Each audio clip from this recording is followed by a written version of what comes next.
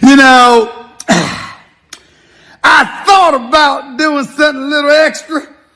I really did. I really did. Because I said, you know something? I've been telling y'all now for 28 straight years, 29 and counting. Just wait. Be patient.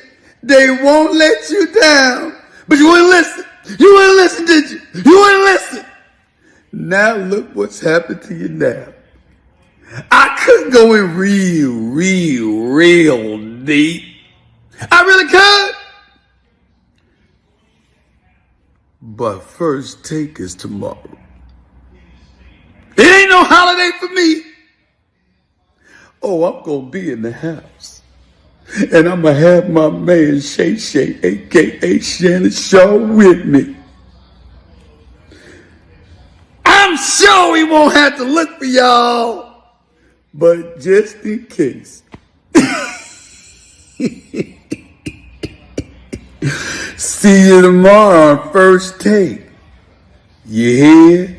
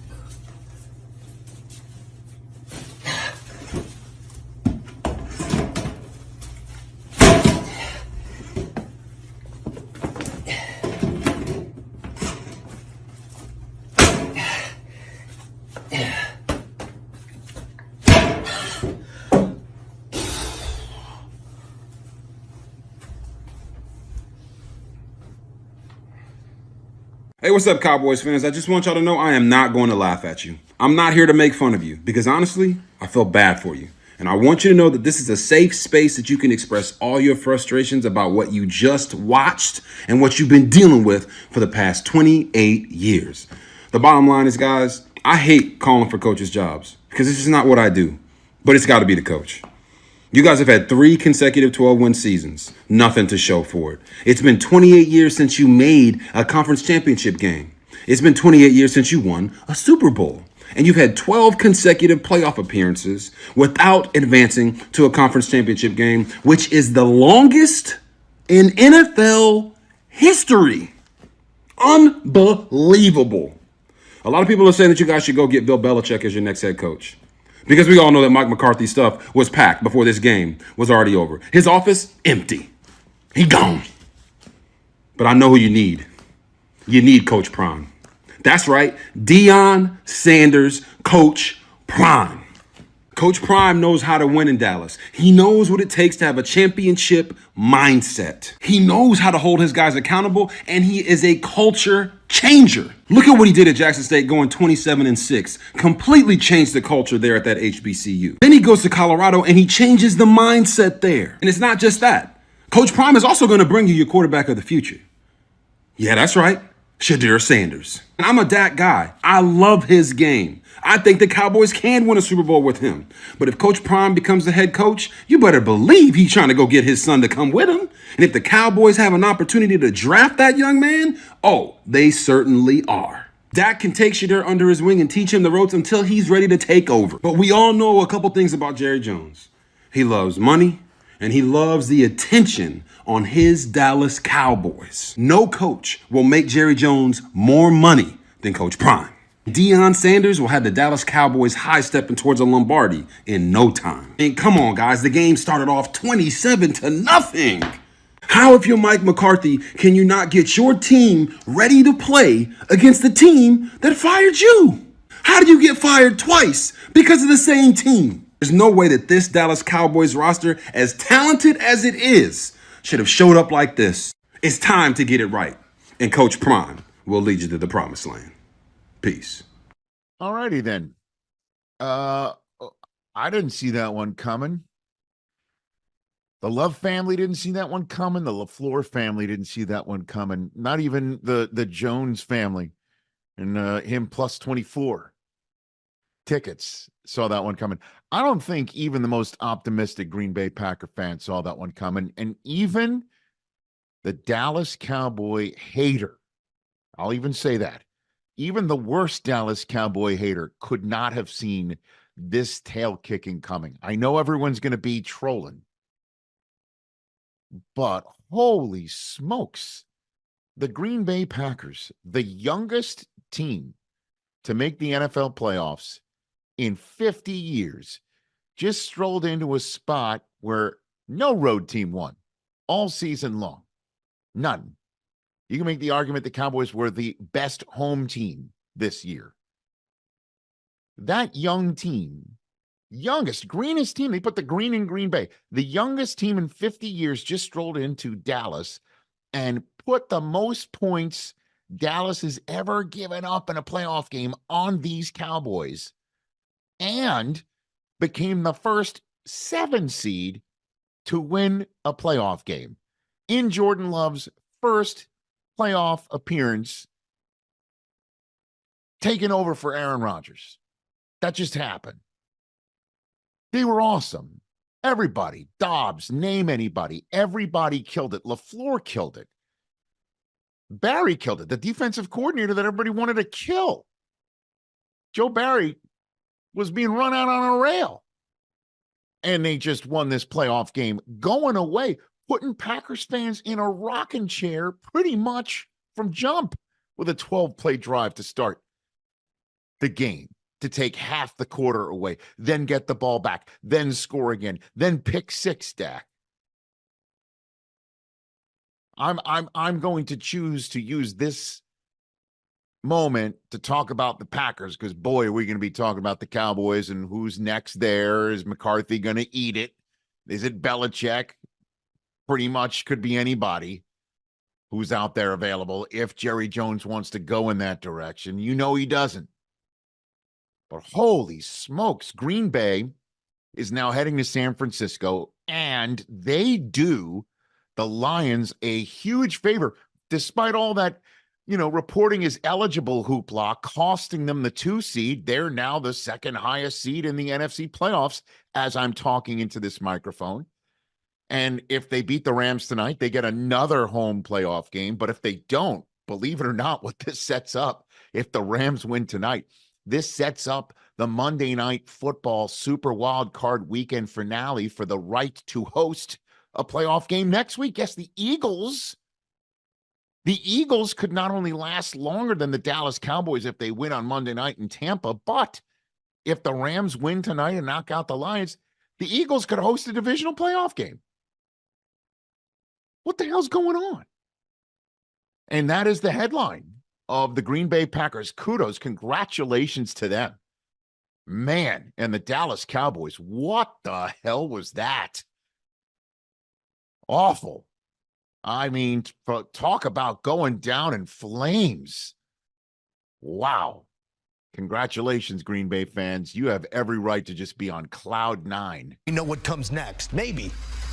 As the Dallas Cowboys fall short once again, despite that 2 seed, Green Bay goes on the road and posts 48 against what was one of the best defenses throughout this season. Jordan Love, 1 incompletion away from a perfect passer rating, but does plenty. 16 of 21, 272, 3 touchdowns. Aaron Jones touched paint 3 times as well, as that duo leads the Packers to the divisional round. In studio alongside the 2-time Super Bowl champ Bryant McFadden. B-Mac, I think most of the questions here will surround the losing side, but we always start with our winner. Green Bay, the youngest team to make the playoffs in NFL history, goes on the road into Dallas, and they look like the vets. How did this game plan go off without a hitch early in this game and set the tone for the remainder of it? Yo, they had the best quarterback in this ball game, right? And if you look at the last part of the season, Jordan Love was pretty much at the top of the list when you look at the stats at the quarterback position. Just the efficiency that he was displaying week in and week out, especially in the month of December.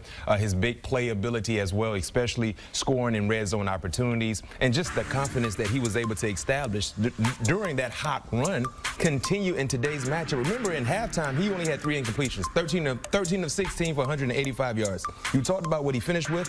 He added 2 more touchdowns, almost 300 yards through the air. And playing against this defense at home, he made them look like a JV squad. And the youngest team to do what they're currently doing, if you look at his wide receivers, no household name. And the one name that we all know didn't really do anything in Christian Watson. I mean, Romeo Doubs was outstanding. Bo Melton made plays, Musgrave, and then, of course, Aaron Jones. The coaching that we've watched with the Green Bay Packers is probably the second best coaching job in the National Football League behind Sean McVay. When you talk about the youth movement, right, in key positions on their team. Of course, Kevin Stefanski will win the Coach of the Year because of all the injuries and, of course, what they've been able to do to get into the postseason, yet and still their season is over. But if you look at the job that Matt LaFleur has done this season without Aaron Rodgers, because it's easy to say when you have Aaron Rodgers, one of the best quarterbacks to ever do it in the National Football League, well, a lot of your coaching success is coming from the Aaron Rodgers. It's like when Eric Spoelstra had LeBron James, Dwayne Wade, and Chris Bosh. It's more about the players. But then when you move on from those players or that guy and you still have success, you can really coach football. And he's coaching football right now, and you can tell by you look at how the team, how they move around, how they handle their business home or away, and most importantly, the quarterback. They hit it again. You talked about that in the month of September. That's just Brett Favre, Aaron Rodgers, and now Jordan Love. Not just picking the right guy, but when knowing when to move on from the previous guy. And when a Hall of Famer is who precedes you, you're always going to be compared to that. And a lot of those comparisons have been made from Jordan Love to Aaron Rodgers, the off-platform throws, the arm angles, some of which we saw in this game. But to project that onto a playoff stage in your first taste of it, that's a different thing. How do you really wrap your mind around what Jordan Love just did? Because expectations have now changed as we've seen this growth over these last month and a half of the season. I'm glad our graphics team put this graphic up because this is where I was going to go with Jordan Love. I mean, he reminds me a lot of C.J. Stroud. It's right there. These two guys, they have to be jazz lovers or R&B lovers. Tell me about it. Because they're always cool and calm and smooth. They're never too high. They're never too low. They're just the right medium when you talk about playing the game of football, especially at the quarterback position. If you go back and watch what C.J. Stroud did yesterday against Cleveland, another outstanding defensive team as well, he was always cool and calm, listening to jazz, listening to R&B. If you watch what Jordan Love did today in a hostile environment, listening to jazz, listening to R&B, move side. When other things are getting rattled around you, when the moment is getting super high, Jordan Love was just super cool. That's that Joe Burrow effect. And when you have that effect at the quarterback position, along with the arm talent that Jordan Love has, being able to orchestrate so many outstanding drives, man, this man, and the thing that I love about Jordan Love is something that you don't usually coach, just his ability to be floating back on his heels and throwing dimes. He just has a natural throwing motion that is so prolific, and it fits what he does. Well, he might have to deliver off that back foot as the matchup is set. The lowest seed set to take on the highest seed. San Francisco will play host to Green Bay. There's history in that matchup, and not a history that the Green Bay Packers would like to harken back to. We'll get to that matchup throughout the week plenty, but there are issues to be solved in this very moment, Mac. I want to take you to the other sideline here because unfortunately, it's a story that Dallas fans have seen before. 12 times this team has made the playoffs since 1996. They've been one and done in 8 of those 12 trips. Did you get a sense that this team was, one, aware of that history, and two, let it affect them? Yeah, they had to be aware of it because it's always associated with the Dallas Cowboys, especially in postseason play. You know, I said earlier in the show, pregame show, that the season for the Dallas Cowboys starts now. It's about what you do in the postseason, because we've seen this storyline from the Dallas Cowboys before, especially under Mike McCarthy. You can get into the playoffs, no question. You can have a high seed, no question. But what do you do when you're in the playoffs? That's when the season starts. And this is a team that has championship aspirations year in and year out. Let me give you this stat. The last 3 years, regular season record, 12-5, 12-5, 12-5. The first 12-5 season, lost in the wild card game to San Francisco. That was at home. A year ago, lost to San Francisco in a divisional game. Currently, right now, you just lost the Green Bay wild card game again at home. That's unacceptable. When you talk about other teams in your conference that have found ways to get to a Super Bowl, that is the goal for the Dallas Cowboys, to get there. And in the last 3 years, when you talk about the regular season success, especially this year, especially this year, we all felt like the one hurdle for the Dallas Cowboys would be playing on the road in the playoffs. But we also felt like if they can get the first game at home, that is a slam dunk for them. Regardless who comes into their crib, into their house, that is a slam dunk based on what they've done on both sides of the football field at home, especially defensively. This was almost like a given, but it wasn't a given because the playoff woes, the ghost of playoff football, showed up for the Dallas Cowboys once again. 16 consecutive wins in that building for the Dallas Cowboys. Their last loss, week 1 of last season. This is exactly the situation they needed to tailor for themselves and got some help to get there. They were number 2 seed. Number 2 They were seed. the number 2 seed. If there was a slip up from San Francisco, if you took care of your business today against a young Green Bay Packer team, you could potentially have everything come through D-Town Boogie. Everything come through your crib. But guess what? You're at home. So when these types of things happen and we look back at history and we look forward to future decisions, sometimes we lose sense of what just happened in that 60 minutes of football because it was so lopsided and momentum swung so early. 48 points on this defense. Take me 41, inside. 41. Remember the pick six. You had the pick six. Yeah, 41. B-Mac always giving credit to the defensive side of the ball. Got to respect that. Those points, this performance or lack thereof by the Dallas defense, what did you see in that matchup? Well, the thing about playoff football, Joe, you know I talk about this all the time. Some of the things that we saw in the regular season that might not have been big talking points. You just gloss over them. You gloss over them, you see them, you talk about it, but you move on. They become talking points in postseason play. They're magnified in postseason play. Aaron Jones ran through this defense. Michael Parsons don't get home, nobody else gets home. We saw that circulate and show up a little bit throughout the season when they played against teams like Buffalo, when they played against Miami, like teams that could run the football. Green Bay ran the football well. And then also outside of that, as I mentioned, they didn't put any pressure on